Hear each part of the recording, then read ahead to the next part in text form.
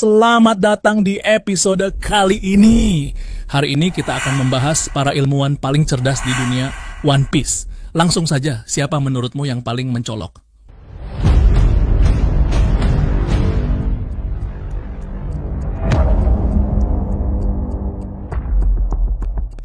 Wah, kalau bicara soal ilmuwan, nama Vegapunk pasti langsung muncul di kepala. Teknologinya benar-benar di luar nalar. Setuju banget, Vegapunk itu kayak Einstein versi dunia One Piece ya.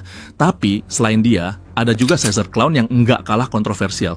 Caesar Clown memang jenius, tapi cenderung gila. Inovasinya sering digunakan buat hal-hal yang berbahaya, kayak senjata kimia. Bener, kadang saya mikir kalau Caesar itu kayak ilmuwan yang kehilangan moral.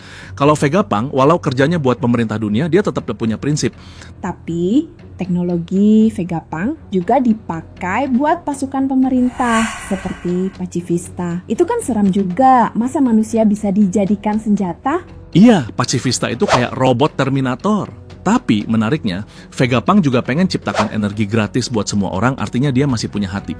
Betul, impiannya itu mulia, tapi sistem dunia di One Piece kadang nggak ngasih ruang buat orang baik. Nah, selain dua tokoh itu, ada lagi nggak ilmuwan yang layak disebut? Ada Queen dari bajak laut Beast. Dia juga ilmuwan, meski lebih suka eksperimen aneh-aneh.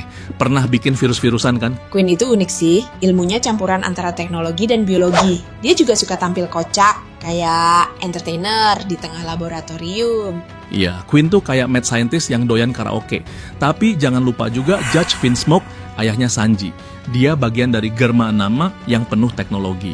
Judge itu obsesinya pada kekuatan, sampai rela mengubah anak-anaknya sendiri jadi super soldier. Agak ngeri sih, kayak orang tua yang ambisius banget. Bener, eksperimennya dengan DNA manusia itu melampaui zamannya. Cuma etika eksperimennya bisa dipertanyakan. Dunia One Piece memang penuh ilmuwan yang jenius, tapi kebanyakan jalan hidup mereka agak abu-abu ya. Ada yang terobsesi kekuasaan, ada juga yang mau menolong dunia. Menurutmu apa yang bikin para ilmuwan ini jadi begitu berpengaruh di dunia One Piece? Karena mereka bisa mengubah tatanan dunia hanya dengan penemuan mereka. Lihat saja, teknologi Pacifista bikin kekuatan pemerintah makin dominan. Bener, bahkan kekuatan buah iblis bisa diduplikasi oleh Vegapunk. Itu kan revolusi besar. Dan jangan lupa, Caesar Clown juga pernah menciptakan buah iblis buatan. Meski gagal, itu tetap pencapaian luar biasa. Saya jadi penasaran, kalau ilmuwan-ilmuwan ini kerjasama, bakal seperti apa dunia One Piece? Wah, bisa-bisa dunia berubah total. Tapi kemungkinan mereka malah saling bersaing. Soalnya karakter mereka beda-beda. Setuju, ego mereka besar-besar. Tapi kalau mereka bersatu untuk kemaslahatan, siapa tahu dunia jadi lebih baik. Tapi, sejarah One Piece menunjukkan kekuatan besar seringkali malah disalahgunakan, kayak kisah senjata kuno Pluton, Uranus, dan Poseidon. Benar, teknologi canggih kadang jadi bumerang. Mungkin itu kritik sosial dari Oda, penciptanya.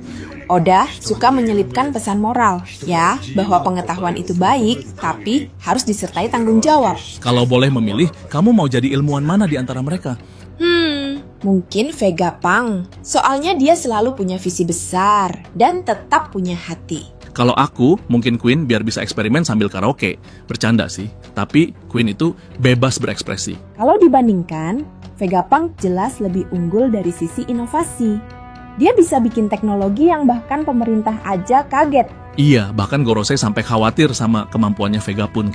Tapi kenapa ya, malah banyak ilmuwan di One Piece yang jadi villain? Mungkin karena tekanan lingkungan dan kekuasaan. Ilmuwan cenderung dipekerjakan buat kepentingan politik. Atau karena obsesi mereka pada penemuan sampai lupa dampaknya ke dunia. Kayak Judge yang memodifikasi anak-anaknya. Sisi gelap dari dunia sains ya. Tapi ada juga ilmuwan yang cenderung baik, kayak Dr. Tsukimi yang sayang sama spesies. Dr. Tsukimi memang enggak terkenal, tapi kisahnya menyentuh. Dia justru jadi simbol ilmuwan yang humanis. Tapi sayangnya nggak banyak yang tahu tentang dia. Mungkin karena dunia One Piece lebih fokus sama konflik besar. Ngomong-ngomong soal konflik, teknologi para ilmuwan ini sering jadi pemicu perang. Pacifista, virus Queen, bahkan cloning Germa 66. Betul, teknologi jadi alat kekuasaan, tapi kadang juga jadi alat perlindungan, tergantung siapa yang pegang. Kalau kamu jadi warga biasa di dunia One Piece, kamu lebih takut sama teknologi atau lebih berharap? Mungkin keduanya. Takut kalau jatuh ke tangan yang salah, tapi juga berharap bisa mempermudah hidup.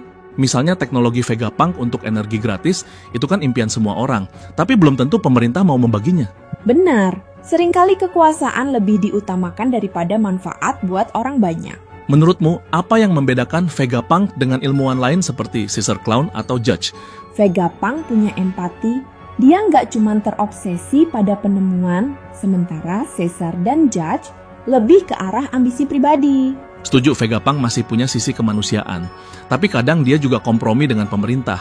Itu mungkin karena tekanan. Kalau nggak nurut, bisa-bisa dia dihabisi. Dunia One Piece keras banget. Iya, kadang jadi ilmuwan di sana kayak berjalan di atas tali. Salah langkah bisa jatuh.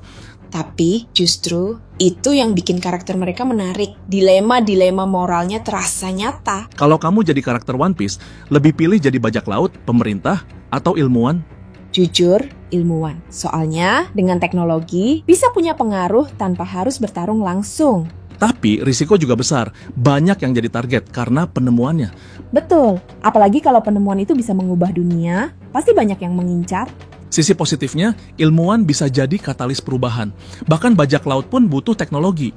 Contohnya Franky, dia juga insinyur hebat. Meski nggak setingkat Vegapunk, tapi tetap inovatif. Franky itu lebih ke rekayasa mesin ya, tapi tetap berperan besar di kelompok topi jerami.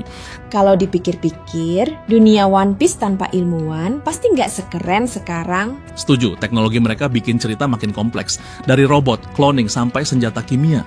Dan semua itu lahir dari otak-otak brilian yang kadang nyeleneh. Menurutmu, apakah Oda ingin menunjukkan pesan tentang bahaya atau potensi dari sains? Mungkin keduanya, sains bisa jadi berkah, bisa juga jadi kutukan, tergantung siapa yang mengendalikannya.